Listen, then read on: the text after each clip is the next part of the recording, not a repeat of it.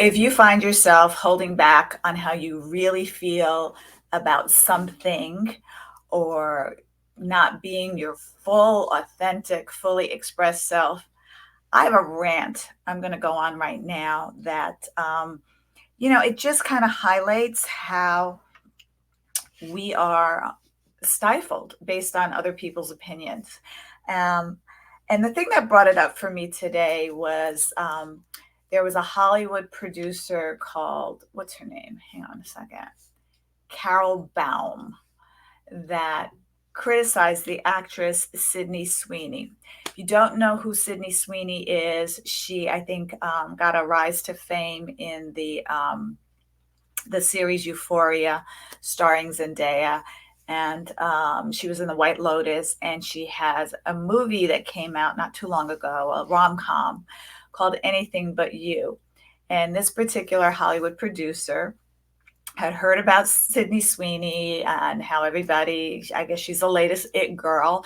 And, from what I see, my opinion only, it's because she's young, she's white, she's blonde, and she's got big boobs. And her boobs are natural. It's not like the regular enhanced boobs that we see a lot in Hollywood. And so, she's a pretty girl. And, the people like that, especially in Hollywood. And this producer happened to say she watched the movie on a flight. I tried watching it on a flight, I couldn't. And she criticized Sydney Sweeney's acting, saying that she can't act. I don't know what the big deal is. But she went a step further and, pardon me, said she's not that pretty either. Now, we've all heard the saying, beauty is in the eye of the beholder. And I personally, and so when I say I personally, it's me, I don't think it's fair to judge anyone by their outward appearance. That's mean. That's mean girl energy. That's bullying energy. That's hurtful. Um, and I don't subscribe to that. But as a Hollywood producer who knows the acting industry, who knows good acting when she sees it, I think she has every right to say that someone is not good at their craft and they can be better. Personally, I think when we don't share feedback in a way that helps people grow and learn and become better versions of themselves, I think that's incredibly selfish, especially if we happen to have expertise in that area. And so I'm saying this because she's got a lot of backlash for saying that. And how could you not support another woman and say that about another woman? And now she's, backpedaling and regretting saying those statements in an interview. But here's the thing, you know, and it just reminds me of when my kids were growing up, they got trophies for participating in sports and they were not good at sports. And we're creating a generation that can't take criticism in a way that helps them grow. And we also don't know how to give criticism or feedback to help people grow. So there's two sides to this coin. So it needs to be less about a who you are conversation. So looks need to be out of it, our appearance, all of that. That's just like, that's irrelevant.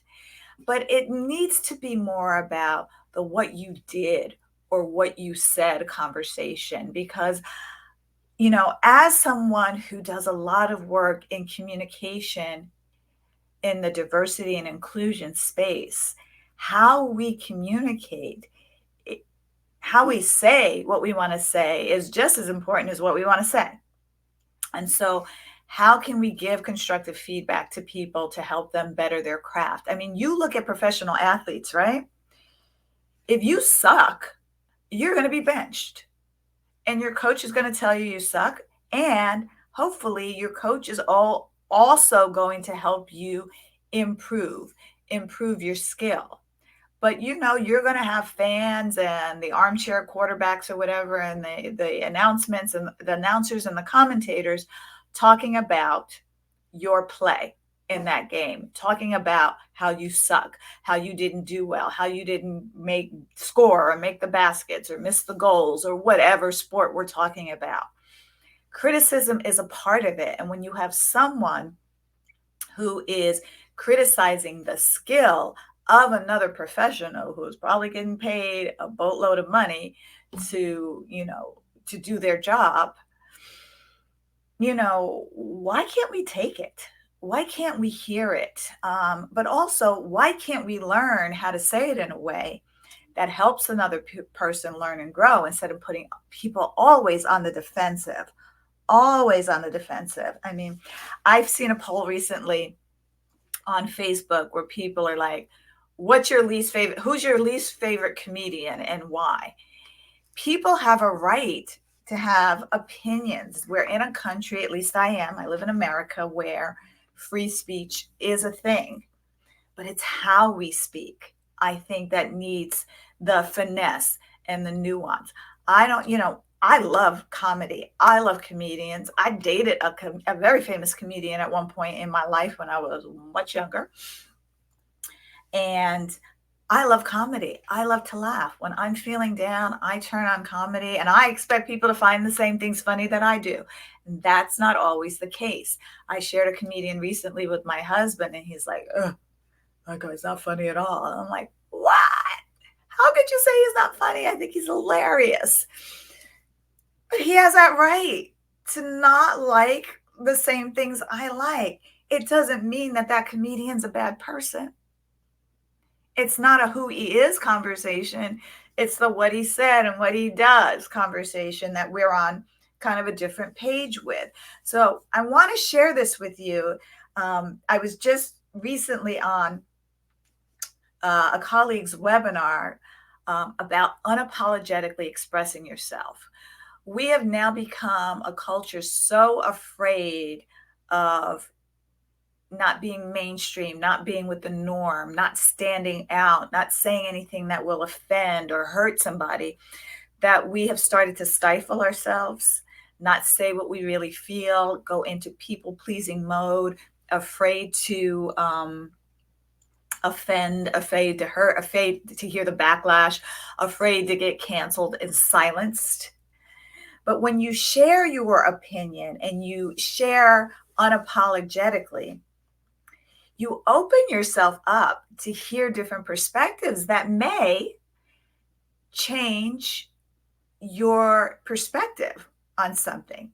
It may open your eyes to see something that you haven't seen before.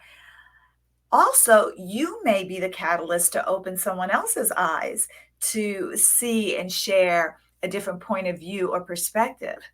The problem is that we keep making each other wrong for not agreeing with each other. And we need to learn how to have conversations that connect.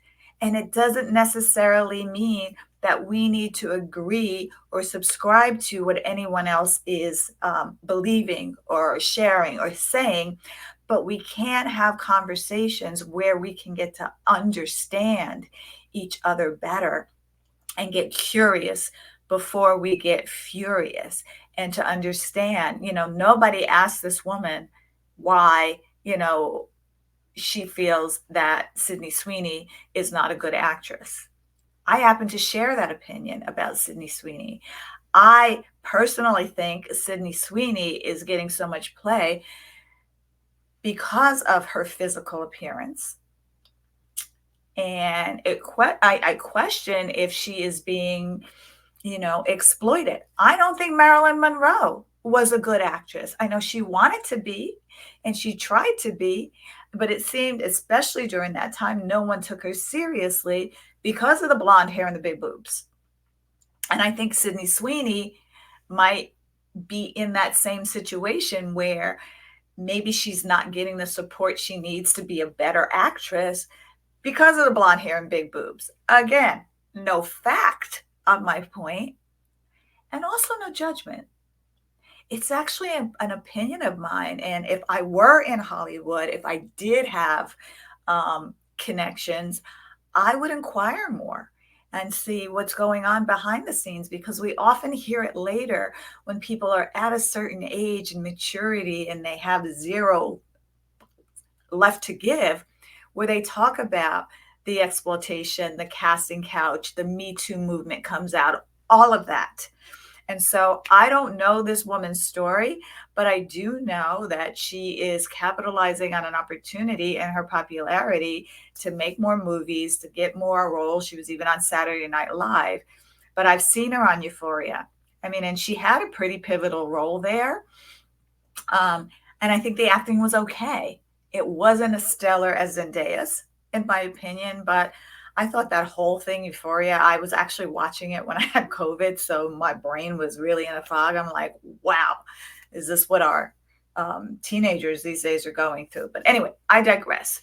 My point is sharing, being authentic, being open to different points of view, feedback, criticism, being open to give different points of view, feedback, criticism, can be done in a way where it builds more bridges to bring us together, rather than how it's being used in the media, social, print, and TV, otherwise, to tear us apart. And we can do that. We can do that with a framework and intention for safety and inclusivity. That's really the point I'm trying to make in all this. And I have something that I'm launching next month that's going to help you up level your communication skills so that you can be authentic, you can be unapologetic, you can share your point of view in a way that fosters collaboration, it fosters curiosity, it fosters creativity, and doesn't foster a divide that we are experiencing with people just really saying things to be hurtful, but without a clear intention of helping someone or themselves grow and learn and have a deeper understanding. So I'm excited to share this with you. If it's something that you might be interested in, just make a comment under this video. If you want to be one of the first to learn more about how you can uplevel your communication skills, your leadership, to create bridges to bring us together, rather than being involved in everything and everyone who's trying to tear us apart. All right. Talk to you soon. Bye.